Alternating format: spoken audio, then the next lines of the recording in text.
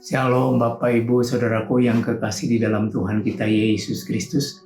Akhir-akhir ini kita banyak mendengar berita tentang keadaan global dunia di tahun yang akan datang, di mana dikatakan bahwa tahun depan adalah tahun yang penuh dengan kegelapan.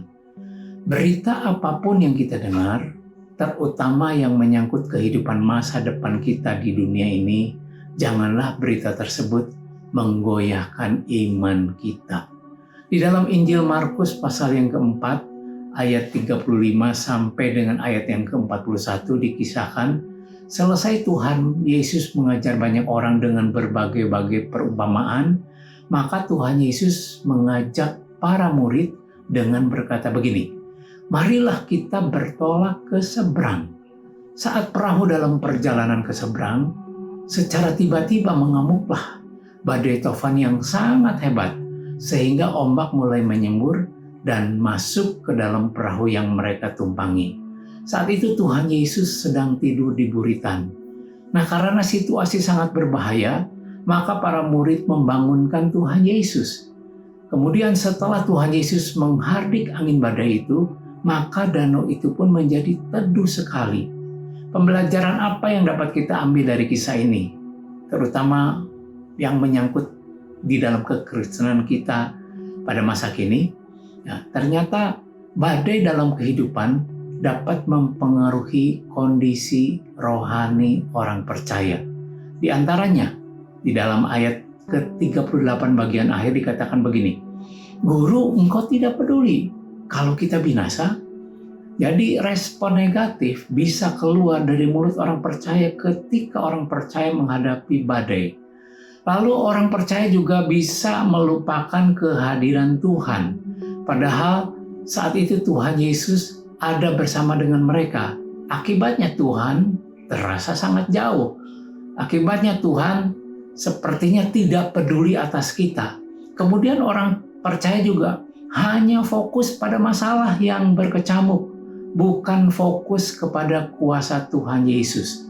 Nah, dari kisah ini ada beberapa pelajaran yang dapat kita tarik saat kita menghadapi badai kehidupan. Yang pertama, pada ayat 35 bagian akhir, Tuhan Yesus berkata begini, "Marilah kita bertolak ke seberang."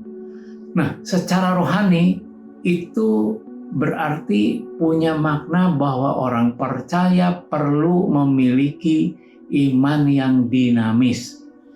Artinya perlu ada lompatan iman. Jadi meskipun orang dunia mengatakan ke depan kita akan menghadapi kegelapan, bukankah Tuhan Yesus berkata, "Akulah terang dunia. Barang siapa mengikut aku, ia tidak berjalan dalam kegelapan, melainkan ia akan mempunyai terang hidup." Jadi kalau Tuhan Yesus berfungsi dalam hidup kita sebagai terang, maka orang percaya tidak akan terantuk, tidak akan tersandung di dalam gelap, karena terang itu akan menerangi jalan hidup kita sebagai orang percaya. Kadangkala cara Tuhan Yesus membuat kita bertumbuh di dalam iman adalah lewat masalah yang cukup berat. Itulah salah satu cara Tuhan Yesus mendewasakan iman orang percaya. Pembelajaran yang kedua yang dapat kita tarik pada ayat yang ke-39 dikatakan begini, Tuhan Yesus berkata kepada danau itu, "Diam, tenanglah." Lalu angin itu pun reda dan danau itu menjadi teduh sekali.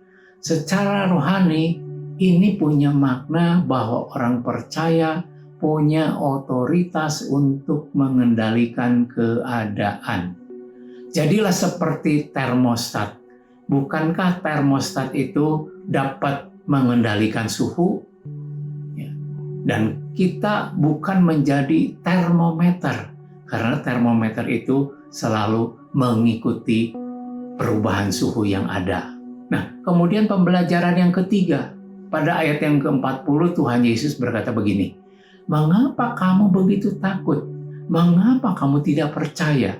Nah, secara rohani ini punya makna bahwa dalam hidup ini orang percaya ketika menghadapi badai ataupun tidak ada badai, perlu menyerahkan diri sepenuhnya kepada Tuhan. Mari tingkatkan iman percaya kita bahwa bukan hanya kita percaya Tuhan Yesus sudah mati di kayu salib untuk memikul dosa kita, tetapi lebih daripada itu, yaitu kita perlu mempercayakan seluruh aspek hidup kita ke dalam tangan-Nya. Pembelajaran yang keempat yang dapat kita tarik, yaitu pada ayat yang ke-41 dikatakan, mereka, maksudnya para murid, menjadi sangat takut dan berkata seorang kepada yang lain, siapa gerangan orang ini sehingga angin dan danau pun taat kepadanya? Nah, secara rohani ini punya makna bahwa orang percaya perlu selalu kagum akan Tuhan Yesus. Bahwa Tuhan Yesus punya kemampuan untuk mengatasi berbagai keadaan yang mengancam orang percaya.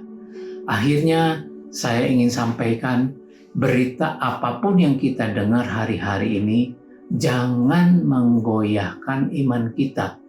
Tetap optimis bersama dengan Tuhan. Tuhan Yesus memberkati kita semuanya.